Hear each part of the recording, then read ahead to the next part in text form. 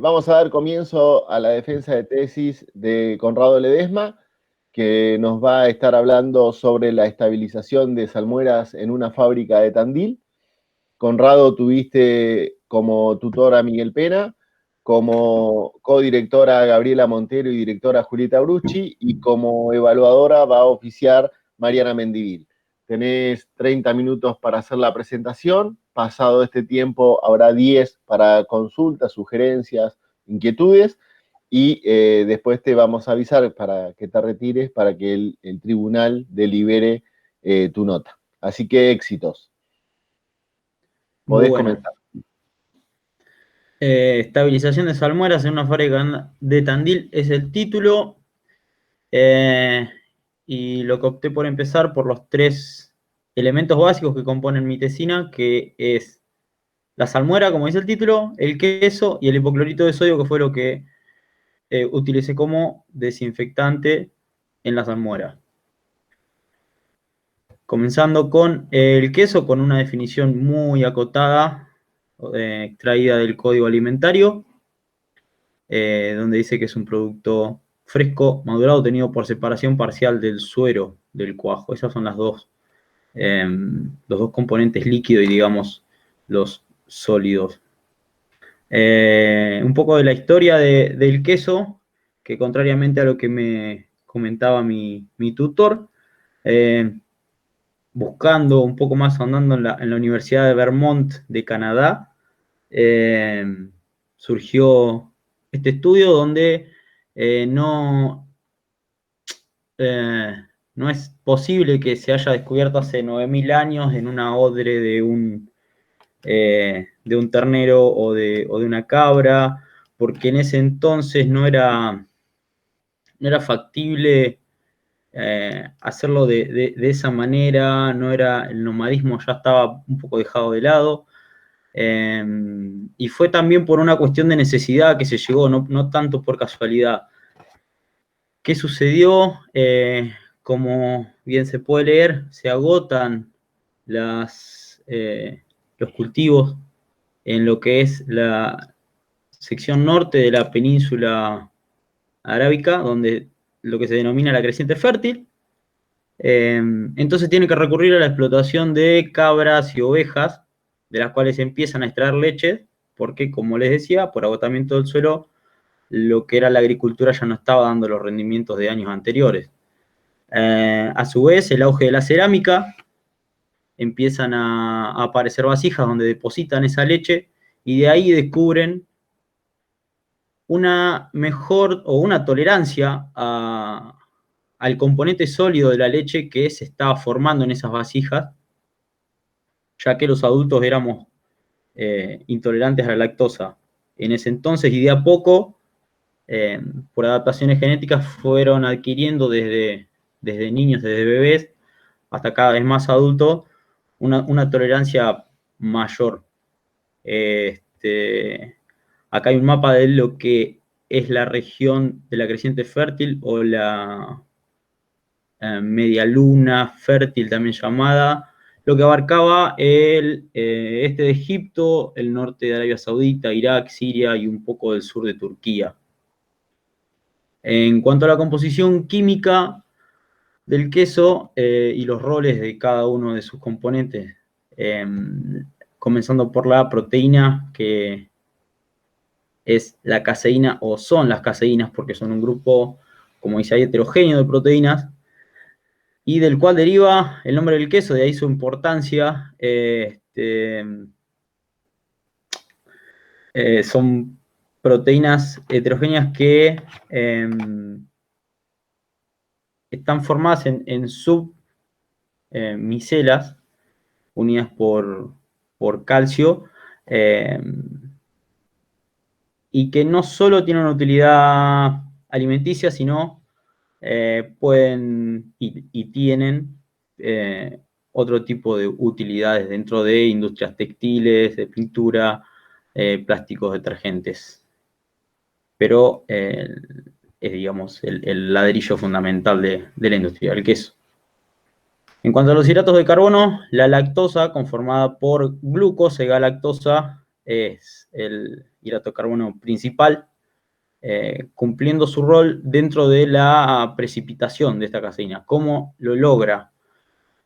Las bacterias lácticas son las que fermentan la lactosa, generando que el pH del suero o de la leche descienda a un punto tal que precipiten las sumicelas de caseína cuando lleguen al punto isoeléctrico de 4.6. ¿Por qué dice enzimas acá? Porque para la industria del queso es en algunos casos indispensable la adición de enzimas como aceleradores biológicos para obtener una cuajada firme y acelerar el proceso de manufactura. Por otro lado, se obtiene el suero, que es un compuesto de agua, proteína, fósforo, calcio y lactosa, y acá es donde se torna más digerible el queso por la pérdida de lactosa que sufre discurriendo en el suero. En cuanto al agua, el aporte que genera el agua al queso es permitir o no el desarrollo de microorganismos. La velocidad determina la velocidad de las fermentaciones, también determina la maduración del queso, el rendimiento y la textura. Muy similares son las propiedades de los lípidos, que también tienen otros roles en el sabor, en el rendimiento y en el color. Eso en cuanto a las características composicionales. En cuanto a la clasificación, se podrían tomar, no sé, más de 10 características o criterios, pero el más común es clasificarlo en los quesos blandos, semiduros y duros, también teniendo en cuenta el tiempo de maduración. Este es un tipo de queso italiano llamado Crescenza. Estos son quesos banquetes semiduros. Y esto es un ejemplo de un reggiano de queso semiduro. De queso duro, perdón. En cuanto a la seguridad microbiológica del queso, está determinada por esos factores que son la composición de cloruro de sodio del queso. El pH es un pH dentro de todo bajo y no permite que demasiados microorganismos crezcan. Lo mismo la actividad de agua y el ácido láctico son los 4 componentes que por ahí determinan la seguridad que estos tipos de quesos, en este caso, en esta tesina, quesos semiduros, poseen. En cuanto a la salmuera, bueno, por definición es una solución salina para la elaboración de quesos con una saturación entre el 18 y el 28%, que sería lo ideal. Hay maneras de salar los quesos que son mediante inmersión, que es lo más común en nuestra región. En seco, el único ejemplo que localicé el queso cheddar. Y superficial en seco son quesos que, si bien no son tan populares en Argentina, o por lo menos no se ven en el mercado común, acá sí lo son, y abarcan lo que es queso camembert, brie, esos tipos de quesos pequeños que vienen con una cubierta blanquecina. Este es un cuadro de tiempos de salado de quesos, donde se puede ver un poco más la diferencia entre lo que es un queso que implica mayor tiempo de maduración y los que no, y a su vez como también eso se ve reflejado en el tiempo que necesitan o requieren en la salmuera, en cuanto a quesos que requieren de inmersión. En este caso, yo trabajé con quesos de pasta semidura, así que estaban entre 1 y 2 días, y algunas más, pero no eran los quesos en los que estaba trabajando. Bueno, mantener constantes los valores físico-químicos y microbiológicos es lo que es el pilar fundamental de este trabajo, y el flujo de quesos en la salmuera es lo que hace que esto sea no imposible, pero sí una tarea muy, muy difícil de sostener en el tiempo. En cuanto al hipoclorito de sodio, en esto dediqué bastante tiempo porque fue bastante curiosa la historia con toda con toda la retrospectiva que tiene este desinfectante a lo que es el día de hoy, y con algunas discusiones o curiosidades que encontré al ir consultando a algunos conocidos, amigos o gente que ha trabajado en el rubro, y me fui enterando de sinónimos y que prestaban mucho a la confusión. Acá encontré algunos sinónimos que son conocidos en nuestra región, que son lavandina, cloro, ya no tanto lejía y menos aún agua de jabel, que me parece que es más europeo. Y me llamó la atención haber interactuado con gente que le llamaba detergente al...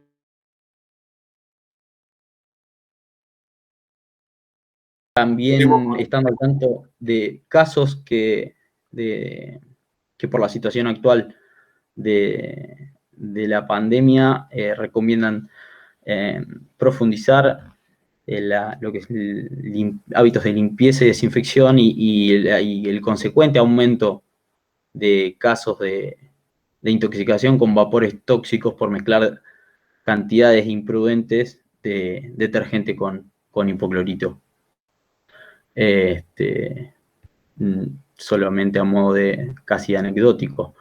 El criterio de utilización del hipoclorito, o sea, el porqué y la cantidad, fue obtenido del trabajo de tesis realizado por Pontín en 2017, donde utilizaba 300 mililitros en sus piletas cada 72 horas, que era lo que recomendaba.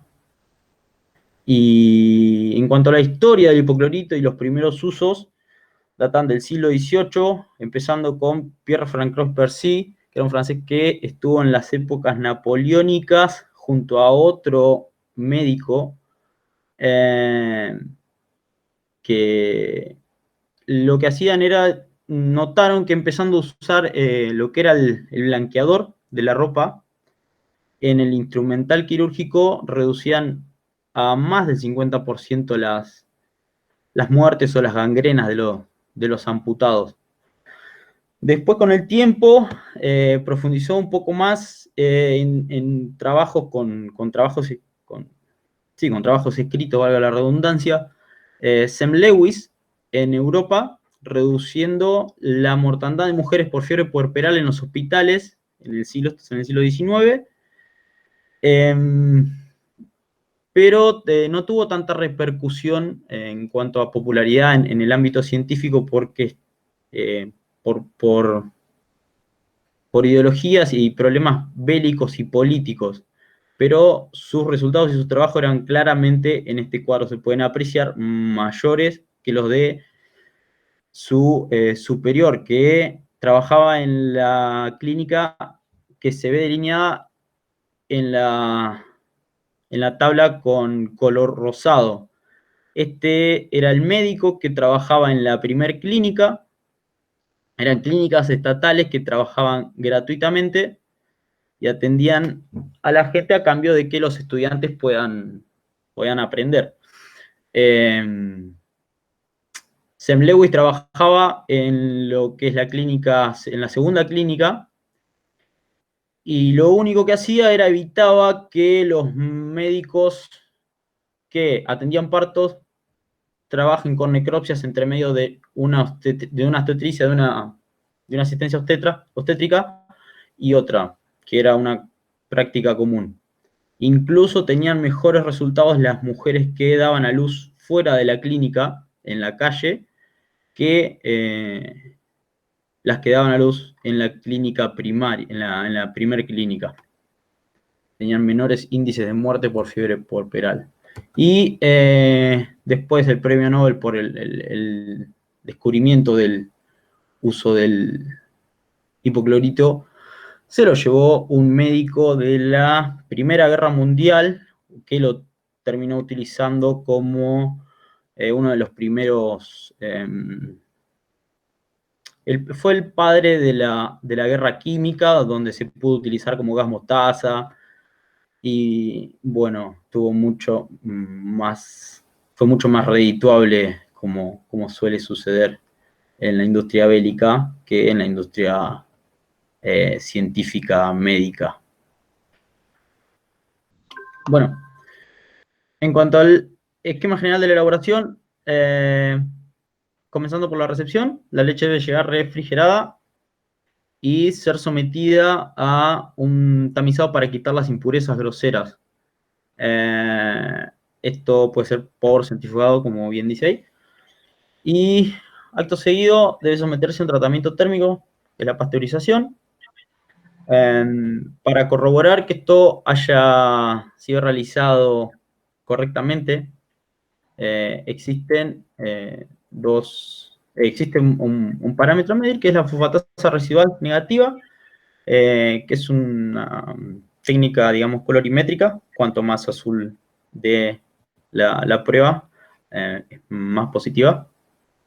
O sea, no debe dar azul para considerarse apta. Y la peroxidasa debe ser positiva, que indica que no fue sometida a excesiva temperatura. Y los métodos de tratamiento térmico pueden ser a baja temperatura por largo tiempo o a alta temperatura por 2 segundos, corto tiempo. Las siglas están en inglés, y como había mencionado, las temperaturas muy elevadas pueden hacer precipitar el calcio y hacer una coagulación defectuosa. En cuanto a la coagulación, lo había mencionado en la descripción del queso y el rol de la caseína y la lactosa. Baja el pH de la leche, disminuye la afinidad del calcio entre las micelas. Por el elevado peso molecular y la naturaleza hidrofóbica precipitan, esto con ayuda de enzimas y minerales, hacen que el calcio, que el coágulo se forme. Moldeado. El moldeado es una técnica donde la cuajada se pone en moldes que pueden ser de plástico o de metal. Posterior a eso deben pasar a un prensado que puede ser vertical o horizontal. De ahí se someten al salado, como bien dije, puede ser por inmersión en seco, y que bueno, su rol va a ser de otorgar sabor y conservación. Y por último, la maduración. Eso sería todo el esquema de elaboración. En cuanto a materiales y métodos, avísenme si todo sigue bien o no. Va bien, sí, Materiales y tranquilo. métodos. Bueno, se pueden ver dos imágenes. Estas son las piletas antes de iniciar el estudio. Y acá arriba las mediciones, algunas mediciones en el laboratorio mismo de la fábrica con el aerómetro de Baume. El muestreo se realizó 3 veces en cada pileta, cada 48 horas, antes y después de la adición de hipoclorito de sodio. Los análisis que, como decía, se realizaron en la fábrica fueron los físico-químicos, y en cuanto a lo microbiológico, en el laboratorio de la facultad, en el departamento de calidad de leche. Los parámetros físico-químicos que se evaluaron en la salmuera fueron la concentración salina, que se determinó que 22 grados bajo mes sería lo aceptable. La acidez debería estar entre 6 a 8 en la salmuera nueva, permisible hasta 40 grados Dornick en una salmuera ya envejecida. El pH debe ser de 5,2 y la temperatura de 8 grados centígrados. Los parámetros microbiológicos que se evaluaron fueron mesófilos aceptables hasta 50.000 unidades formadoras por mililitro, coliformes hasta 500 unidades formadoras de colonia por mililitro y hongos y levaduras aceptables hasta 1000 también unidades formadoras de colonia por mililitro. En cuanto a resultados y discusión, dado la variable de flujo de los quesos acorde a la producción, se puede ver que en la pileta 1, que es la más envejecida, se mantuvo estable el pH y fluctuó bastante en la pileta número 2. En los valores de acidez, lo contrario, una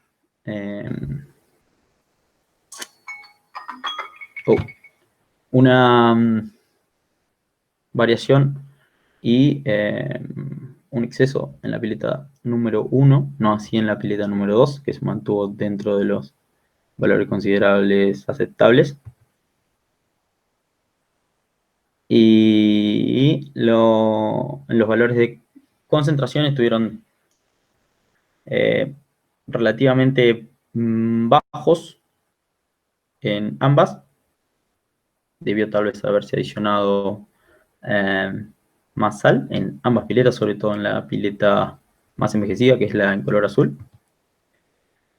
Los aerobios mesófilos al iniciar el estudio estaban elevados en la pileta envejecida, bastante más de lo que consideramos aceptable en 400.000, cuando nosotros consideramos 50.000 unidades formadoras de colonias por mililitro. Y la salmuera nueva estuvo generalmente generalmente no en todo el estudio, dentro de los valores considerados aceptables. Los mohos y las levaduras también estuvieron dentro de lo considerado aceptable para el estudio, con un leve aumento al final en la pileta que contenía la salmuera más envejecida. Y a partir de ahí pude llegar a las conclusiones de que la salmuera envejecida no cumplía con los requisitos microbiológicos establecidos previo al estudio. Se comprobó la eficacia del hipoclorito al 0,05% cada 72 horas, que debido a la falta de referencia sobre los criterios físicos y químicos, no es posible establecer la aceptabilidad de las salmueras.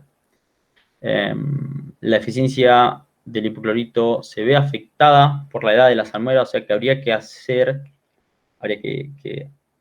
hincapié en el mantenimiento, como mencionaba antes, de la salmuera, ya sea por filtrado y por limpieza de lo que es el barro y el sobrenadante que se forma con el uso diario. El establecimiento también de valores límites, tanto en los valores físico-químicos como en los microbiológicos, es fundamental para determinar el estado de aceptabilidad o la aceptabilidad de la salmuera, y a partir de ahí también diagramar un proceso de mantenimiento o de control sistemático y práctico para poder implementarlo en la cotidianidad del trabajo.